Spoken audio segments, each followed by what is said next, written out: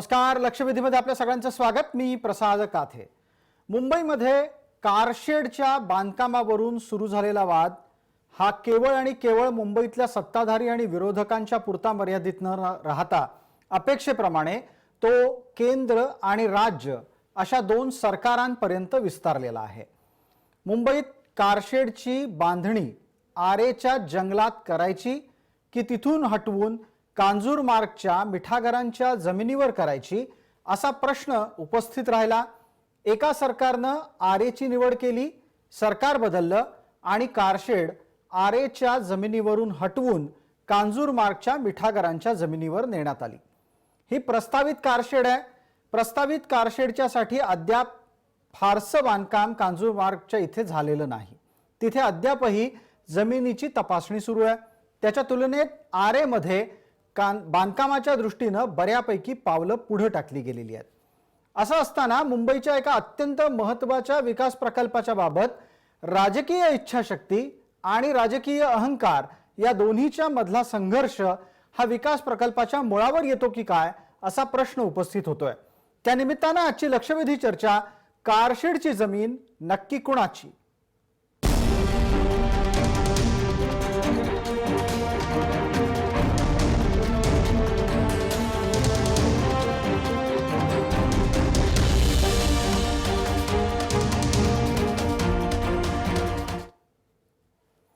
या चर्चेत आपल्याबरोबर सहभागी होत आहेत काँग्रेसचे प्रवक्ता सचिन सावंत, भारतीय जनता पार्टीचे प्रवक्ता राम कदम, कांजूरमार्गच्या कारशेडचे विरोधक आणि पेशानं सीए असलेले आनंद देवधर, तसंच आरेच्या कारशेडचे विरोधक स्टॅलिन. या सर्व मान्यवरांचं स्वागत. माझा पहिला थेट प्रश्न या घडीला स्टॅलिन यांना आहे. स्टॅलिन, जर समजा 2015च्या साली कांजूरमार्गची कारशेड प्रस्तावित होती, आरेची कारशेड पण प्रस्तावित होती, तर आत्ताच्या घडीला आरेमध्ये कारशेड नसणं आणि कांजूरमार्गमध्ये असणं यात कोणाचा फायदा आहे, कोणाचा तोटा आहे?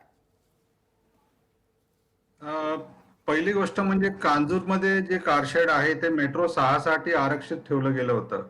म्हणजे मेट्रो 6 जे जोगेश्वरी विक्रोली लिंक तो मेट्रो आहे त्यासाठी तो राखीव ठेवलं होतं. तेव्हा या जमिनीवर कसलाही वादविवाद कोणी आणलं नाही. आज आरेमध्ये जिथे त्यांना 20 हेक्टर जमिनीची गरज होती तिथे फडणवीस सरकारने त्यांना 66 हेक्टर जमीन दिलं होतं. उरलेलं 40 हेक्टर जमीन कोणाला विकणार होते, त्याच्यावरती काय बांधकाम येणार होती, कशासाठी दिलं होतं ह्याचा खुलासा अजूनही होत नाहीये. आणि फडणवीस साहेबांचं स्वतःचं वक्तव्य आहे की कांजूरमार्गमध्ये 5,000 कोटी कोणी खासगी व्यक्तीला द्यावा लागेल म्हणून ते आम्ही कारशेड आरेमधून काढून कांजूरला घेऊन जात नाही. म्हणजे आज तो खासगी व्यक्ती कोण निघालं? भारत सरकार. आणि त्याच्यावरती आपण चर्चा करू. त्यांच्याकडे जमीन कशी आली आणि कसं महाराष्ट्र सरकारचा दावा आहे त्याच्यावरती आपण चर्चा करू. पण हा जो 5,000 कोटींचा मालक भारत सरकार आहे हा दावा आनंद देवधरांना कितपत पटतोय? 5,000 कोटी केंद्र सरकारला द्यावे लागले असते का? आणि जर ते केंद्र सरकारला द्यावे लागले असते तर त्यात काही गैर होतं की केंद्र सरकार प्रत्यक्षात 5,000 कोटींच्या ऐवजी कोणीतरी एक त्रयस्थ व्यक्ती होता जो एक व्यक्ती या कांजूरमार्गच्या जागेतून लाभार्थी ठरला असता?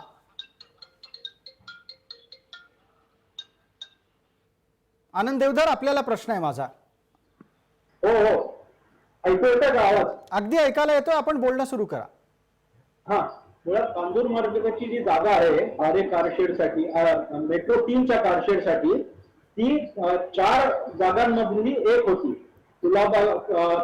बॅक रेक्लेमेशन, DKC, कांजूरमार्ग आणि आरे. उरलेल्या तिन्ही जागांमध्ये काही ना काहीतरी प्रॉब्लेम आले म्हणून आरे फायनल झाली. आरेला खूप विरोध झाला, अनेक संघटनांनी विरोध केला, परंतु मुंबई हायकोर्टाने आरेची जी प्रस्तावित जमीन आहे ते जंगल नाही असा 2017 साली निर्णय दिला. त्याच्यामध्ये नॉन डेव्हलपमेंट झोन मधून कारशेड साठी जी ट्रान्सफर केले, चेंज ऑफ युजर, ते इलिगल नाही असाही निर्णय दिला. त्याच्यानंतर तिथे झाडं कापायला कोणतीही स्टे आणला नव्हता.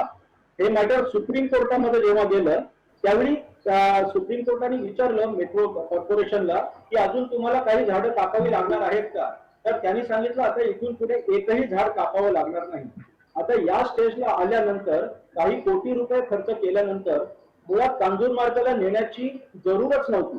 कांजूर मार्गाला त्याचा जो टायटल डिस्प्यूट आहे तो स्टेटस को आहे असं मुंबई हायकोर्टाने सांगितलेलं आहे. त्यामुळे ती जमीन कोणाची जी वादग्रस्त जमीन आहे तिथे मुळात न्यायचीच कशाला कारशेड.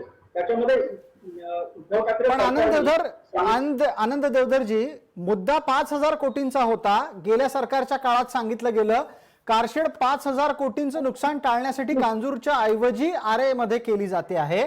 जर समजा ते खरं असेल तर तो 5,000 कोटींचा लाभार्थी कोण आहे? आत्ताच तुम्ही थोड्या वेळापूर्वी स्टॅलिन यांचं वक्तव्य ऐकलं. 5,000 कोटींचा लाभार्थी केंद्र सरकार आहे असा त्यांचा दावा आहे. तुमच्या लेखी केंद्र सरकारच लाभार्थी आहे की कुठला व्यक्ती लाभार्थी आहे? माझ्या माहितीप्रमाणे कांजूर मधली जी टोटल जागा आहे त्याचे 2 भाग आहेत. त्यापैकी एक भाग डिस्प्युटेड आहे आणि एक भाग अनडिस्प्युटेड आहे. मुळात हा प्रश्नच उपस्थित होता कामा नये. जेव्हा आरे येथे कारशेडचं बांधकाम बऱ्यापैकी पुढे गेलेलं आहे आणि मुळात 33 स्टेशन्स आहेत याला आणि त्यांचंही काम खूप पुढे गेलेलं आहे. टनेलिंग खूप पूर्ण झालेलं आहे. त्याचवेळी सायमल्टेनियसली कारशेडचं बांधकाम सुरू होणं आवश्यक आहे. कारण जोपर्यंत कारशेड पूर्ण होत नाही तोपर्यंत मेट्रोची स्टेशन कितीही पूर्ण झाली तरी काही फायदा नाही त्याचा. बर, म्हणजे स्टॅलिन यांना माझा एक प्रश्न आहे. स्टॅलिन यांना माझा प्रश्न आहे की स्टॅलिन तुमच्या लेखी आरे कारशेडच्या जमिनीचा मालक कोण आहे ते सुस्पष्ट आहे. कांजूर मार्गच्या जमिनीचा मालक कोण आहे ते स्पष्ट आहे. एक प्रश्न तुमच्यासाठी आहे की आरे मध्ये बांधकाम झालेलं असताना ती कारशेड तिथे थांबवून आणि बऱ्यापैकी त्या ठिकाणी झाडांची छटाई झालेली असताना सुद्धा तिथून ती कांजूर मार्गला नेणं हा व्यवहार्य निर्णय आजच्या या घडीला होता का? याच्यात तुम्ही 2 गोष्ट सांगितले की बरेचसं काम पुढे गेलेलं आहे आरे मध्ये. ह्याचा मी खुलासा केला. आरटीआय माझं स्वतःचा आरटीआय आहे. याच्यामध्ये दाखवले गेले की 70 कोटी रुपये खर्च केलेले आहेत आणि ती 70 कोटी रुपये जरी खर्च केले असेल ती पूर्ण जागा वन विभागाला देऊन त्याला राखीव वन घोषित करून त्या जागेवरती फॉरेस्ट म्युझियम उभारण्याचं काम होणार आहे. म्हणजे ती जमीन काय फुकट गेली नाही किंवा खराब झालेली नाही.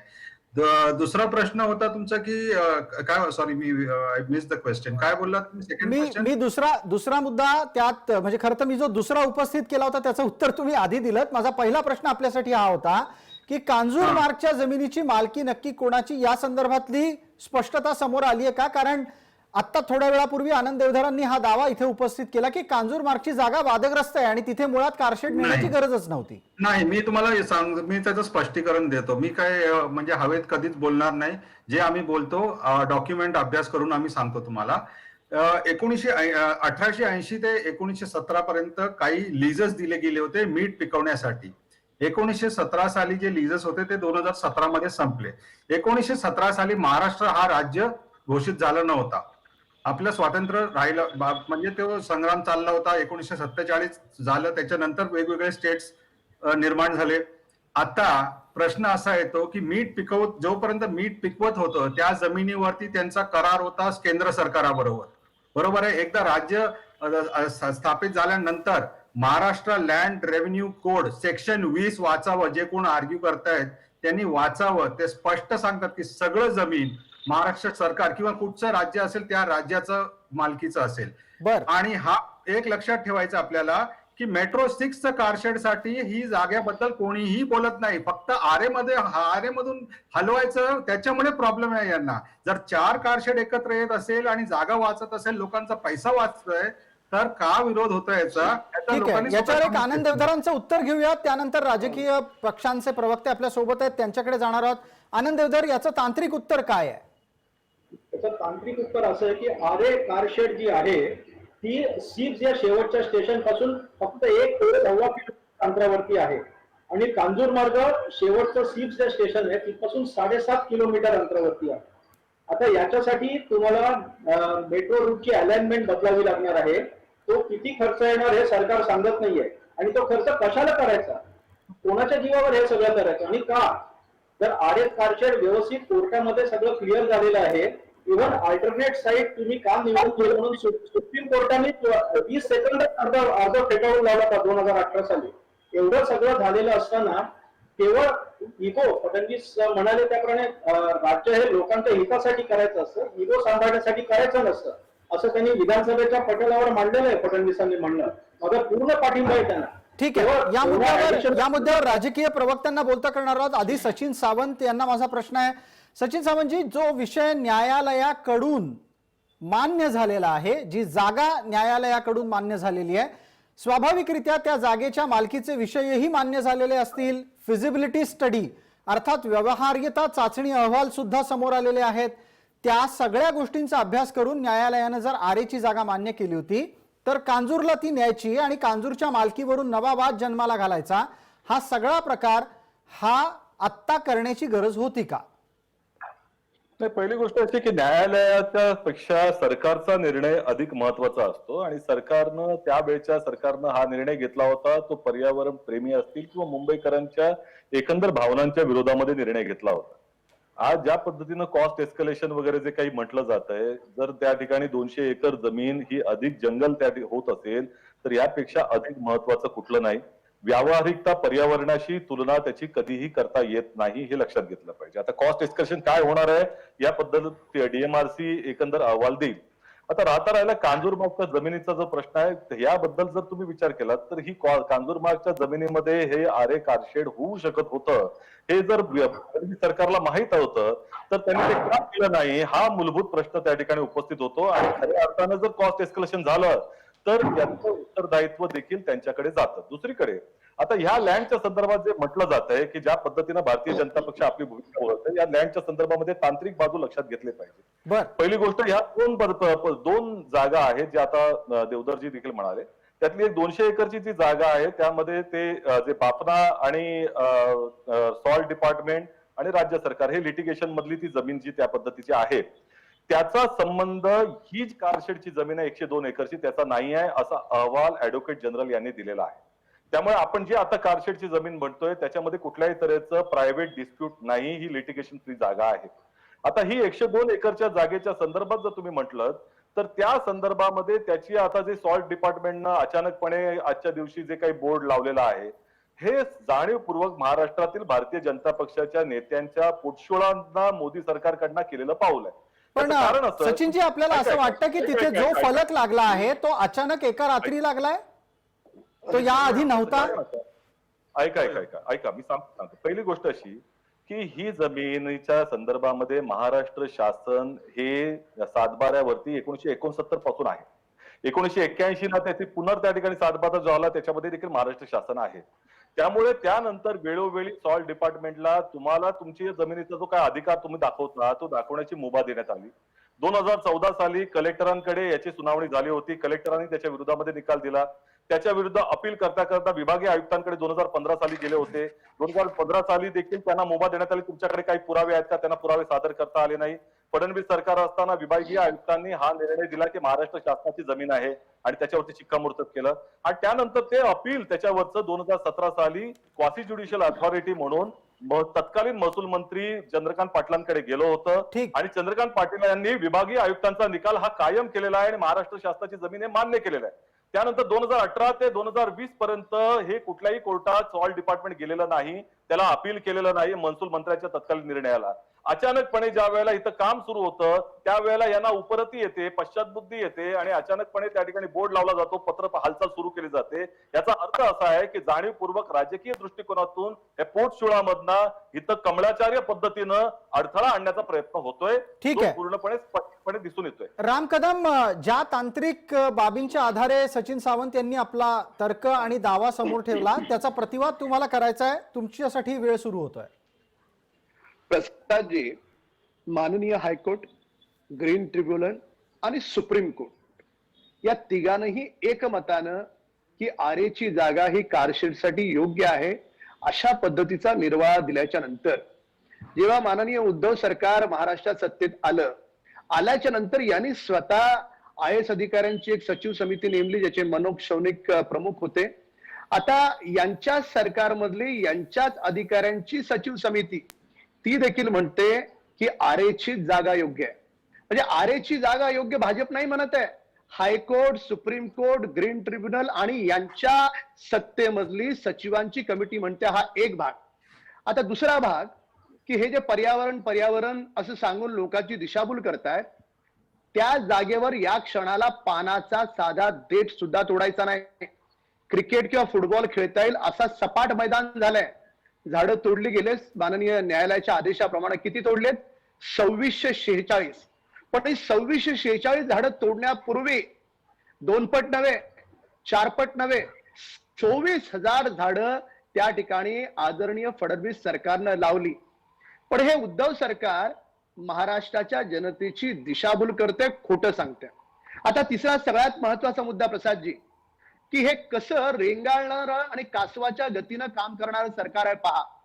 एका महिन्याचा प्रोजेक्ट डिले झाला, प्रोजेक्टला विलंब झाला तर त्याचं नुकसान आहे 4.5 कोटी रुपये. 10 महिने प्रोजेक्ट सुईच्या गतीनं देखील पुढे गेलेला नाही. म्हणजे हा जो खर्च आहे, जो काही नुकसान आहे, हे काय मंत्री स्वतःच्या खिशातून घालणार आहेत? अहो, हे तुम्ही आम्ही आमच्या करदात्याच्या खिशातले पैसे जाणार आहेत.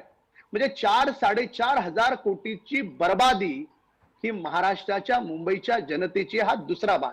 तिसरा राम मुद्दा, कदमजी, की यांच्या अर्धवट अभ्यासामुळे हा जो काही खेळखंडोबा झाला, यांच्या बालहट्टामुळे म्हणा, यांच्या इगोमुळे म्हणा, की त्याच्यामुळे मेट्रोला विलंब होणार आहे आणि त्या दरम्यानच्या काळामध्ये रोडवर जी वाहनांची गर्दी वाढणार आहे, त्याचं प्रदूषण, याचा हे विचारच करत नाहीत. ठीक आहे, त्या मुद्द्यावर येऊयात. त्या मुद्द्यावर येऊयात राम कदमजी. पण एक महत्वाचा त्यातला जो आक्षेप आहे की केंद्र सरकारनं रातोरात जमिनीवर स्वतःचा फलक लावला. हा दावा कितपत खरा आहे? तुम्ही त्या भागात बऱ्याचदा कदाचित गेलाही असाल, कारण तुमचा मतदारसंघ त्याच्या जवळ आहे.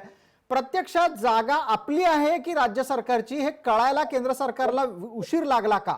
आणि ज्या पद्धतीने सचिन सावंत सांगतायत की ठरवून राज्य सरकारला अडचणीत आणण्याचा हा केंद्राचा प्रयत्न आहे का? या दोन्ही मुद्द्यांवर प्रत्येकी 30 सेकंदात. प्रसादजी, मुळामध्ये आरेमध्ये या क्षणाला काम सुरू होऊ शकतं. सरकारला हा बालहट्टा कशासाठी? हा मुद्दा एक. आणि दुसरा मुद्दा, यांनी घाई गडबडीमध्ये त्या वेताळाच्या गोष्टी असतात ना, अंधेर नगरी, तशा पद्धतीने अर्धवट अध्ययनाच्या जोरावर कांजूरमार्गला रातोरात निर्णय घेतला. सचिव सांगत होते की तिथे फिजिबल नाही, योग्य नाही. पण माननीय मुख्यमंत्री आणि हे सरकार ऐकायला तयार नव्हतं. यांच्या अर्धवट अध्ययनाचं नुकसान मेट्रोच्या भविष्यातल्या प्रवाशांवर होणार आहे. त्याच्यामुळे हा सरकारचा अर्धवटपणा आहे, हे सरकारचं अपूर्ण ज्ञान आहे. हे सरकारनं अध्ययनाच्या जोरावर जर केलं असतं तर आज त्यांचा फाटक्यात पाय पडला नसता. तर त्याच्यामुळे आजही सरकारने इगो सोडावा आणि आरेच्या ठिकाणी काम सुरू करावं. तुमचं असं म्हणणं आहे की आरेच्या ठिकाणी काम सुरू करावं. या चर्चेत 2 मुद्दे समोर आले आहेत. स्टॅलिनजी, मी आपल्याला संधी देतो. आनंद देवदारांनाही बोलायचं आहे, मी तुमच्या दोघांनाही संधी देतो. 2 मुद्दे समोर आले.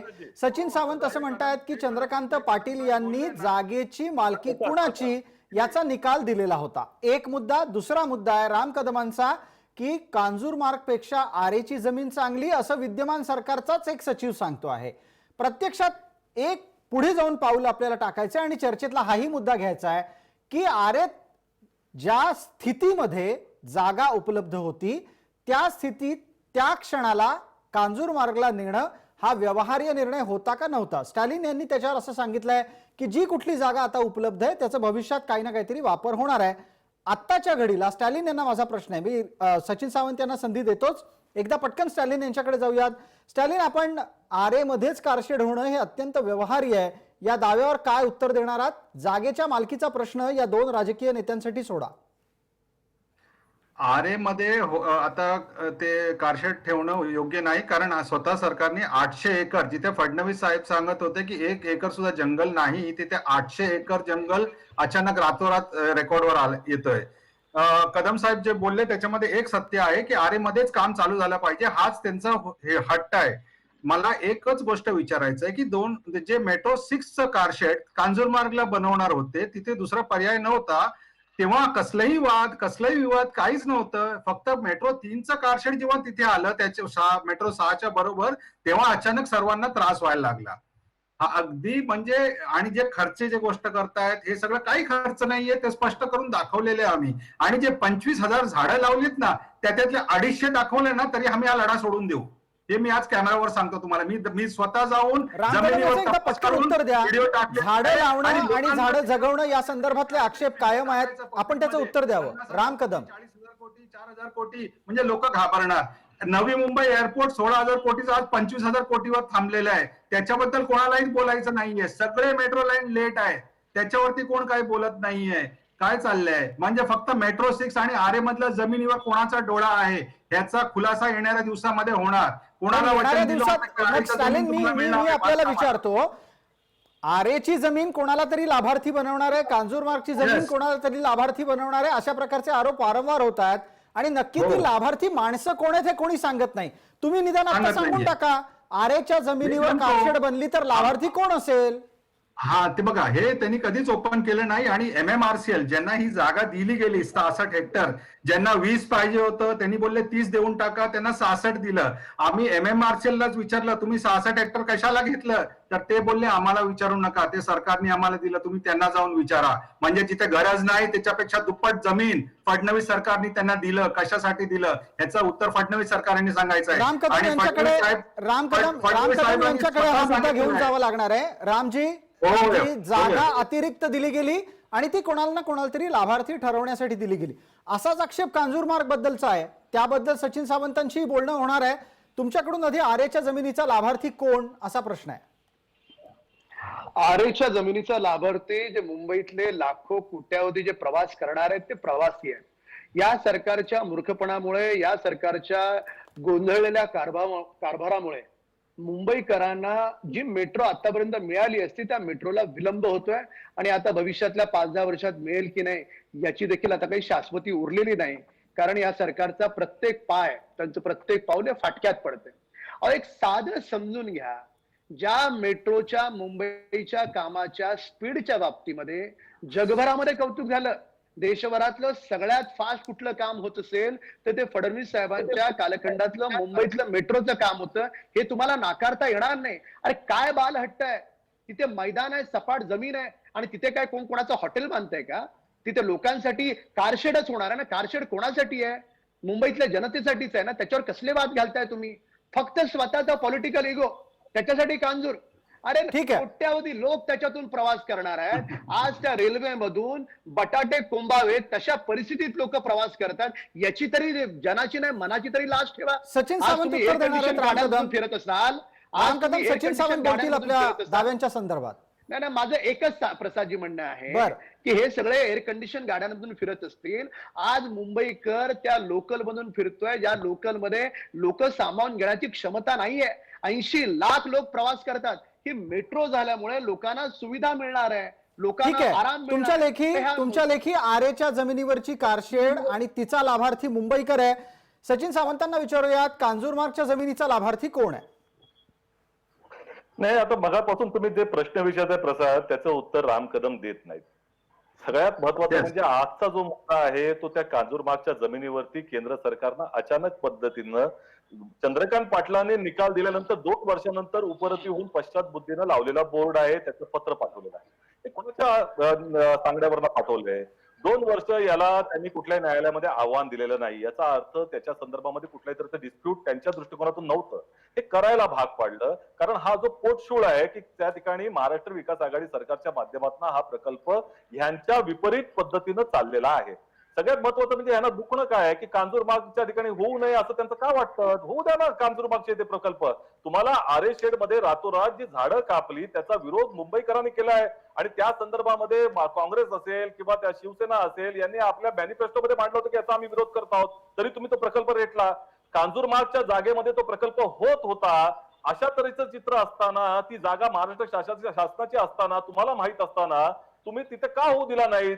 हा महत्वाचा मुद्दा आहे. ठीक आणि आहे. मग स्टॅलिन जे म्हणतात त्याच्यामध्ये आर्थिक गणित निश्चितपणे होती. त्यांना तिथे कोणाचं हित सांभाळायचं होतं आणि ते पण हित सचिनजी, कदाचित पण सचिनजी त्या स्टॅलिन यांच्याकडून सुद्धा ती आर्थिक गणित कोणाची याचं नाव येत नाहीये समोर. तुमच्याकडे असतील तर तुम्ही नावं द्या. आणि कांजूरमार्गचा लाभार्थी कोण या प्रश्नाचं उत्तर तुमच्याकडूनही सचिनजी येत नाहीये. नाही, कांजूरमार्गचा लाभार्थी कोण म्हणजे हे सरकार आहे, राज्य सरकारची जमीन आहे, तिथे लाभार्थी वगैरे काही नाही. तिथे जनता लाभार्थी आहे, मुंबईकर लाभार्थी आहेत. 800 एकर जर जमीन त्या ठिकाणी जंगलामध्ये परिवर्तित होत असेल तर त्यापेक्षा अधिक चांगली गोष्ट ही होणार नाही. येणाऱ्या अनेक जनरेशन साठी ती फायद्याची राहणार आहे, लक्षात घेतलं पाहिजे. बरं, आनंद देवधरांना एक तुमच्या मुद्द्याचा प्रतिवाद करायचा आहे. क्रिमिनल आहात, तुम्ही क्रिमिनल आहात. तुमचं सरकार क्रिमिनल होतं की रातोरात झाडं तोडली लोकांच्या अप्रोक्ष. तिथं पक्षी असतात, तिथं त्यांचे थवे असतात, तिथं वातावरण असतं, तिथं लोकांचं तिथं मन असतं, भावना असतात. त्या सगळ्यांचं तुम्ही तुमच्या या हिंदुत्व ज्या पद्धतीने तुम्ही मांडता त्या हिंदुत्वामध्ये बसतं का ते? राम कदम याचं उत्तर आता लगेच देणार आहात? राम कदम याचं लगेच उत्तर देणार आहात की आनंद देवधरांकडे जायचं आहे? नाही प्रसादजी, किती बालिशपणाचा आहे पहा. तिथे जी रातोरात जी झाडं तोडली गेली ना, हा निर्णय फडणवीस सरकारचा नाही आहे. हा निर्णय माननीय सर्वोच्च न्यायालयाचा आणि ग्रीन ट्रिब्युनलचा आहे. याची माहिती या ठिकाणी काँग्रेसच्या प्रवक्त्यांना नसेल खोटं आहे. किंवा माहिती असताना देखील कदाचित खोटं आहे. त्यांना- ते साफ खोटं बोलतायत. एक मिनिट. आणि 2600 झाडं तोडण्यापूर्वी 24,000 झाडं लावली गेलेली आहेत. आणि या ठिकाणी ज्यांनी सांगितलं ना 250 झाडं दाखवा, होय मी देखील तयार आहे. चला माझ्याबरोबर, चला. 24,000 झाडं दाखवली जातील. हा मला एक चालेल मुद्दा. चालेल. आणि अहो, 2 आणि- वर्ष झाले ते रिप्लाय एक- देत नाहीये. एक- माझं अपील पेंडिंग आहे. तुम्ही काय बोलताय कदम साहेब? तुम्ही जे काम करत नाही, जे आम्ही काम करतो, आम्हाला माहिती आम्ही काय बोलतो ते. नाही माझं बोलणं हा, झाल्यावर बोला. तुम्ही त्या तुम्ही बघा बोलत जाऊन असताना- ऑक्टोबरच. तुम्ही ठीक आहे, बोलत बोला, असताना मी बोला, बोलत- बोला. तुम्ही बोलत असताना बोला. हा एक मुद्दा झाला. आणि दुसरा मुद्दा, आरे सोडून इतरत्र कुठेही करायला आमची हरकत असण्याचं कारण नाही, पण 4,500 कोटीचा भूर्दंड आणि त्याच्यामुळे प्रोजेक्ट डिले, आमची त्या गोष्टीला हरकत आहे. आणि ते जे पैसे ज्याचं भूर्दंड होणार आहे, हा भूर्दंड करदात्याला होणार नाहीये का? ठीक आहे. हा आमचा तात्विक मुद्दा आहे. आमच्या रामभाऊ, त्या जागेला भूर्दंडाचं कारण नाही. करदात्याच्या होणाऱ्या नुकसानीच्या मुद्द्यावर येऊयात. आनंद देवधरांना काही मुद्द्यांचा प्रतिवाद करायचा आहे सचिन सावंत यांनी मांडलेल्या. मुळात काय होत आहे आनंद देवधरजी, आपला उत्तर आपण सुरू कराच, पण तत्पूर्वी एक गोष्ट सांगतो की काही मुद्द्यांची उत्तरं ना सत्ताधाऱ्यांकडून मिळतात ना विरोधकांकडून मिळतात. तुमच्याकडून तरी काही प्रश्नांची उत्तरं अपेक्षित करायची का? तुम्ही आत्ताच्या घडीला आरे कारशेड समर्थक आहात, कांजूर मार्गचे विरोधक आहात. त्याचं सगळ्यात महत्वाचं म्हणजे ही जी झाडं तोडली गेली 2018 साली का 17 साली, त्याला हायकोर्टामध्ये स्टे नव्हता. या ज्यांनी ते ऍप्लिकेशन केलं होतं ते आरे जंगल म्हणजे कारशेडची जागा जंगल नाही असं मुंबई हायकोर्टाचा निर्णय आहे. त्या दिवशी जे पिटिशनर होते त्यांनी तिथे झाडं तोडू नये, त्याच्यावर स्टे आणावा असं त्यांच्या प्रेयर नव्हती. आणि सुप्रीम कोर्टाने त्याच्यावरती कोणतंही स्ट्रिक्चर पास केलं नाहीये. सुप्रीम कोर्टात विचारलं की आणखी किती झाडं पाडायचे, तर मेट्रो कंपनीने सांगितलं आता गरज नाही पाडायची. त्यामुळे जंगल वाचवलं वगैरे हे लोकांच्या डोळ्यात धूळफेक करतायत हे लोक. आनंद देवधर, याच्यात एक आणखी मुद्दा आहे, याच्यात एक आणखी मुद्दा उपस्थित करतो. एक मिनिट. बरं ठीक आहे. 2 फिगर्स करेक्ट करायचे तिथे. हा फक्त 31 हेक्टर जागा दिली गेली आहे, 66 नाही. कारण मग हा मी तुम्हाला affidavit देतो. NMRCL चं affidavit देतो. तुम्ही स्टॅलिन जो दावा करतात 66 एकरचा, हा कुठं आला बघ? हा सुप्रीम कोर्टात MMRCL ने दाखल केलेल्या प्रतिज्ञापत्रामध्ये आहे. त्यांनी वाचून बघावं. जे बोलतायत आज शो वरती, त्यांनी जाऊन सुप्रीम कोर्टाचं MMRCL आनंद देवधर, 33 एकर जागेचा दावा तुम्ही कुठल्या आधारे करताय? NMRCL वरती त्यांनी ज्या ज्या मुद्द्यांचं विरोधकांचं पॉइंट्स होते ते फोडताना त्यांनी 31 hectare, that is only 2% of the total 1287 hectare of the Aarey colony land. Aarey colony आणि नॅशनल पार्क हे 2 वेगळ्या गोष्टी आहेत, हे लक्षात ठेवा. आरे कॉलनी हे जंगल नाही, तिथे असंख्य बांधकामं झालेली आहेत आणि जिथे 20 हेक्टर जागेत ती कारशेड बनणार आहे, उरलेल्या जागेत कारशेड सोडून बाकी कोणतंही बांधकाम होणार नाहीये, हेही मेट्रो कंपनीने ठामपणे सांगितलेलं आहे. दुसरं, राम कदम यांनी जे सांगितलं 4.2 कोटी रुपये, ते एका महिन्याचे नसून पर डे तेवढा आहे. त्याचं एस्टिमेट आहे ते 4.2 कोटी रुपये पर डे आहे ते. म्हणजे तुम्ही उद्धव ठाकरे सरकार शपथ ग्रहण केल्यानंतर पहिला निर्णय त्यांनी घेतला, आरेचं काम थांबवलं. तुम्ही 30 नोव्हेंबर पासून आज कॅल्क्युलेट करा किती दिवस झाले, मल्टिप्लाइड बाय 4.2 करोड, किती कोटी रुपये उगाच खर्च झालेले आहेत. याहून पलीकडे एक गोष्ट लक्षात घ्या, मेट्रो 3 याच्यामध्ये 8 डब्यांची गाडी आहे आणि मेट्रो 6 6 डब्यांची गाडी आहे. याच्यासाठी अलाइनमेंट लागणारी वेगळी आहे. स्टेशनचा पण इश्यू येणार आहे. फडणवीसांनी विधानसभेत अतिशय विस्तृत उत्तर दिलेलं आहे यासाठी. तुम्ही पाहिजे तर त्यांचं भाषण काढून बघा, त्यांनी व्यवस्थितपणे किती ऍडिशनल खर्च येणार आहे ते सांगितलंय. आणि हे सगळं कशासाठी, कारण काय याच्यासाठी, जर व्यवस्थित सगळं काम चालू आहे आरेमध्ये, तिथे त्यांनी wild life 83% of the land मध्ये वाईल्ड लाईफ नाहीच आहे असा पण रिपोर्ट आलेला आहे. सगळं रेकॉर्ड वरती आहे. तरी सुद्धा आणखी दुसरं एक महत्वाचं गोष्ट आहे, म्हणतात रातोरात केंद्र सरकारने ऑब्जेक्शन का घेतलं, महाराष्ट्र सरकारला अडचणीत आणण्याचा प्रयत्न आहे. मी तर म्हणेन की लोक अडचणीत सापडले आहेत, त्यांना सोडवायचा हा प्रयत्न आहे. त्याचा आणखीन एक कारण नाही, याच्यात एक मुद्दा आनंद देवधरांनी जो मांडलाय ना, एक मुद्दा आनंद देवधरांनी जो मांडलाय तो तर्कासाठी पुढे नेतो आणि सचिन सावंत यांना विचारतो. सचिन सावंत सचिन सावंत आजच्या घडीला सचिन सावंत यांना उत्तर लोक झटकून मारतात. सचिन सावंतजी बोलतायत, पण एक मिनिट. सचिन सावंतजी, माझा एक प्रश्न आहे आपल्याला. आपण स्वतः कांदिवलीमध्ये राहता, तुम्हाला स्वतःला कांदिवली ते दक्षिण मुंबई पर्यंतचा प्रवास किती जिकरीचा असतो त्याची पूर्ण कल्पना आहे. मेट्रोची लोक खऱ्या अर्थानं वाट पाहतायत आणि कारशेड नसेल तर कितीही लाईनिंगचं काम झालं तरी ती काही वेळेत पूर्ण होणारी वस्तू नाही.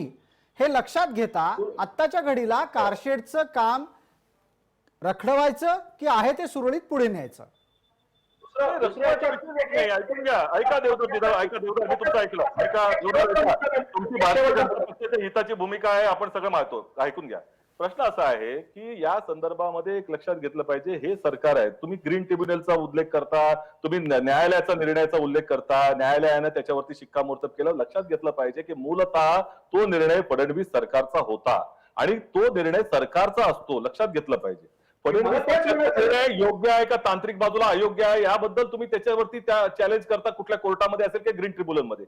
प्रश्न असा आहे की या संदर्भामध्ये तो निर्णय तात्विक दृष्ट्या चुकीचा होता असं जर प्रत्येक मुंबईकराचं आमचं सगळ्यांचं म्हणणं असेल तर तो एक्झिक्युटिव्ह निर्णय बदलण्याचा अधिकार हा नवीन सरकारचा आहे. त्या अधिकारामध्ये तो निर्णय त्यांनी घेतलेला आहे.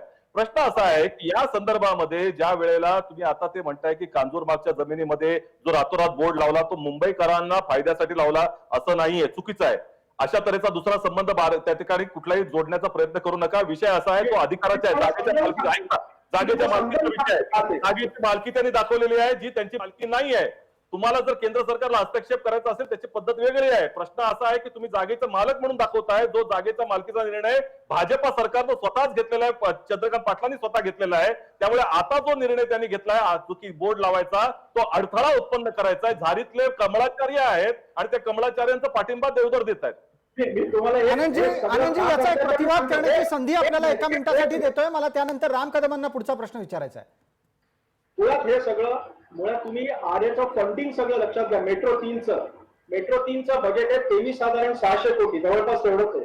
त्याच्या 57% रक्कम जपान लोन म्हणून देणार आहे आणि त्या लोनची रिपेमेंटची सॉव्हरेन गॅरंटी ही सेंट्रल गव्हर्नमेंटची आहे. आणि ते जे एमओयू झालेलं आहे किंवा अग्रीमेंट झालेलं आहे त्याच्यामध्ये मेट्रो कारशेड, स्टेशन, रूट आणि त्याची अलाइनमेंट ही सगळी जबाबदारी केंद्र सरकारला देवधर डायरेक्ट राज्य सरकारची आहे. जोडता तुम्ही काही बोलता आपलं काहीतरी बोलायचं लॉजिक समजावून सांगतो. तुम्ही होता कसं आहे सरकारनं केंद्र सरकार त्यांना मुख्य सचिवांनी पाठवावं केंद्र सरकारच्या. मुद्दा ऐकून घेत नाही ना. मला 1 मिनिटाचा वेळ द्या. देतो स्टॅलिनजी, एक मिनिट थांबा. यात एक मुद्दा उपस्थित झाला मगाशी आणि जो वारंवार सत्ताधारी गटाकडून समोर येतोय. आरेच्या कारशेडला मुंबईकरांचा विरोध आहे. राम कदम याच्यावर उत्तर देतील. तुम्हाला असा अनुभव आलाय का राम कदम? आरेच्या कारशेडला शिवसेना नेत्यांचा जो काही इगो आहे मुळामध्ये तसा विरोध आहे. उलट काँग्रेसचे अनेक नेते, राष्ट्रवादीचे अनेक नेते खासगीत बोलत असताना हा निव्वळ मूर्खपणा आहे, आरेच्याच ठिकाणी कारशेड झालं पाहिजे असे खासगीमध्ये मत मांडतात. आता ठीक आहे, या ठिकाणी आलेले प्रवक्ते त्यांना बोलावंच लागेल सरकारच्या बाजूने, त्याच्यामुळे ते बोलतायत. मुळामध्ये या गोष्टीचं कुणालाच समर्थन करता येणार नाही की जे नुकसान होतंय मुंबईकरांचं, करदात्यांचं 4,500 कोटीपेक्षा अधिक, तर हे नुकसान हे सरकार म्हणून सरकारचं कर्तव्य. पण राम कदम सत्ताधारी गट असं सांगतो आहे की 1 पैसा खर्च होणार नाहीये जर कांजूरला कारशेड गेली तर. अहो, ते आदरणीय देवेंद्र फडणवीस साहेबांनी मुद्देसूदपणे, जसं या ठिकाणी देवेंद्र साहेबांनी देखील मांडलं की पर डे 4,500 कोटी रुपये, 4.5 कोटी रुपये पर डे नुकसान होते. आता हे अभ्यासाच्या आधारावर मानलेले मुद्दे आहेत. या सरकारचा अभ्यासाचा, अध्ययनाचा किंवा नीट विचार करून करण्याचा जर या सरकारचा गुण असता तर सचिवांनी जे मनोज सोनीकांच्या अध्यक्षतेखाली जी 5 लोकांची सचिव समिती नेमली होती तर त्यांनी निर्णय दिला होता तो मान्य केला असता. ठीक आणि आहे. त्यांनी निर्णय काय दिला होता तो तीच समिती तर आमच्या सरकारची नव्हती ना, तुमच्याच सरकारची आहे. त्यांनी विरोध का केला कांजूरला? याचं उत्तर आहे का काँग्रेसच्या प्रवक्त्यांकडे? ठीक आहे, उगाच त्याचं काही उत्तर घेऊ. लोकांपुढे एक भावनिक वेळेची बोलायचं. मर्यादा आहे रामभाऊ, एक वेळेची मर्यादा येते, त्याच्यामुळे पटकन एक छोटीशी जाहिरात विश्रांती, लवकरच परत येतोय.